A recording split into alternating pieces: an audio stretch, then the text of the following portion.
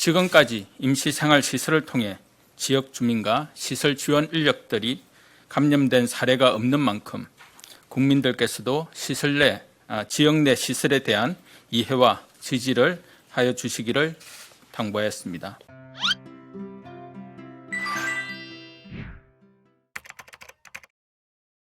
여름 휴가철이 본격적으로 시작된 가운데 휴가를 계획하고 있는 국민 중 약 23%는 이번 주말부터 휴가를 떠나겠다고 답한 조사가 있었습니다. 코로나19와 함께하는 새로운 일상이 이어지는 가운데 코로나 확산 위험을 막기 위해 올 여름 휴가는 가급적 집에서 보내주시길 당부드립니다.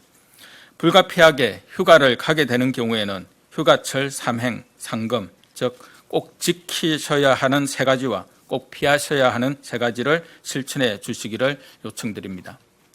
실내에서 마스크 착용하기, 휴게소 음식점에서는 최소 시간 머무르기, 사람 간 거리 2m 이상 유지하기, 이 세 가지는 반드시 실천해 주시기 바랍니다. 발열과 호흡기 증상이 있으면 여행 가지 않기, 유흥시설 등 밀집된 장소나 혼잡한 여행지와 시간대는 피하기, 침방울이 튀는 행위나 신체 접촉은 자제하기, 이 세 가지 반드시 피해야 하는 행동은 꼭 지켜주시기 바랍니다. 5월 초 황금 연휴 이후 이태원 클럽에서 발생한 집단 감염 사례를 고려하여 집단 감염 위험도가 높은 시설에 대해 지역별 상황에 따라 지자체장이 방역을 강화할 수 있는 가이드라인을 제시하고자 합니다. 방역 수칙을 강화하게 되는 대상은 불특정 다수가 장시간 밀접 접촉하여 시설 내에서 거리 두기 등 방역 수칙 준수가 어려운 시설이며, 구체적으로 클럽, 감성주점, 콜라텍, 헌팅포차 등 고위험 시설, 지정 유흥 시설뿐 아니라 클럽 파티, 게스트하우스 등 지역 특성에 따라 휴가철 감염 위험도가 높은 시설을 추가할 수 있습니다. 이들 시설에 대해서는 지자체장의 판단에 따라 현재 의무화된 핵심 방역 수칙에 더하여 보다 강화된 방역 수칙 준수 조치를 추가로 시행하는 것을 권고하고자 합니다. 추가 방역 수칙은 시설 면적 4m 제곱당 1명으로 이용 인원의 제한을 두거나 3시간 운영 후 1시간 휴식하는 등과 같이 시간제 운영을 하도록 하거나, 이용객이 집중되는 시간대에는 사전 예약제를 실시하는 내용입니다. 현재 정부는 해외 입국자의 2주간 시설 격리를 위해 관계 부처와 지자체 등으로 구성된 정부 합동지원단 520명을 투입하여 총 14곳 4,378실 규모의 임시생활시설을 운영하고 있습니다. 17개 시도에서도 자체로 64개소 2,760실을 운영하고 있는 상황입니다. 현재와 같은 정부 주도의 시설 격리를 유지하기 위해 대규모 행정인력 동원 등으로 행정 부담이 상당한 것이 사실입니다. 이에 정부는 코로나19의 장기화에 대비하고 보다 효율적인 운영을 위해 일부 업무에 대해 민간 위탁을 추진하고자 합니다. 수납, 민원 응대 및 통역, 입퇴소 관리 등 시설 운영을 위한 기본적 업무는 호텔이나 여행사 등 민간 전문 업체에 위탁하지만, 입퇴소 결정, 위급 상황 대응, 입소자 질서 유지와 같이 철저한 방역을 위해 중요한 업무는 현재와 동일하게 공공인력이 담당하게 될 것입니다. 이미 개소 운영 중인 시설의 운영 인력은 민간 인력으로 순차적으로 전환하여 민간의 일자리도 창출할 것입니다.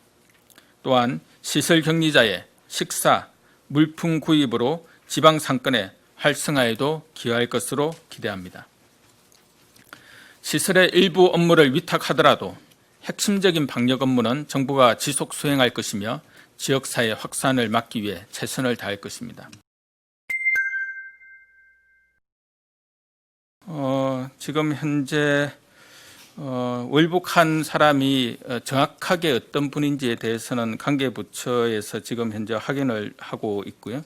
다만 이제 어제 언론 등에서 제기되고 있는 특정인에 대한 그 부분과 관련되어서는 지금 현재 확진자 질병관리본부의 전산 시스템에 확진자에는 등록이 되어 있지 않고요.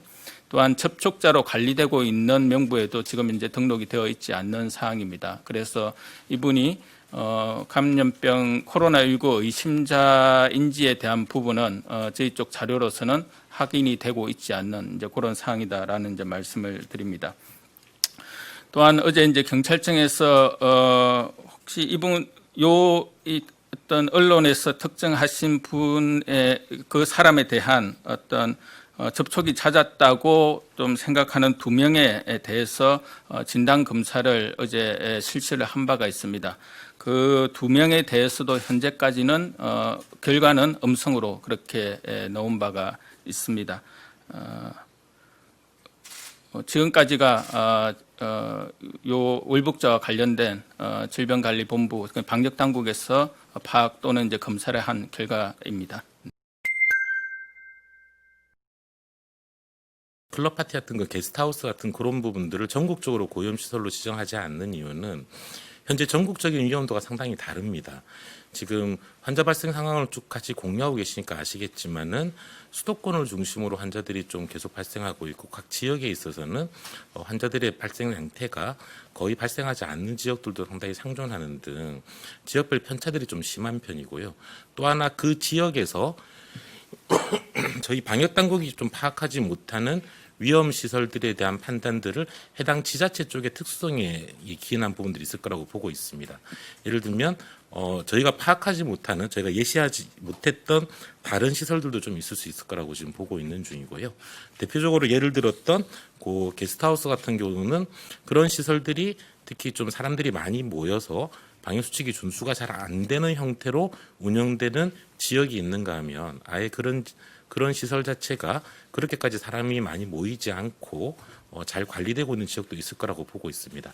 따라서 일률적으로 중앙정부 차원에서 전국적인 고위험시설로 지정하기보다는 그 지자체에서 현재 지자체의 상황에 맞게끔 지정을 하고 방역수칙을 강화하도록 제가 지자체의 위임을 지금 해드리는 내용으로 이해하시면 될 것 같습니다.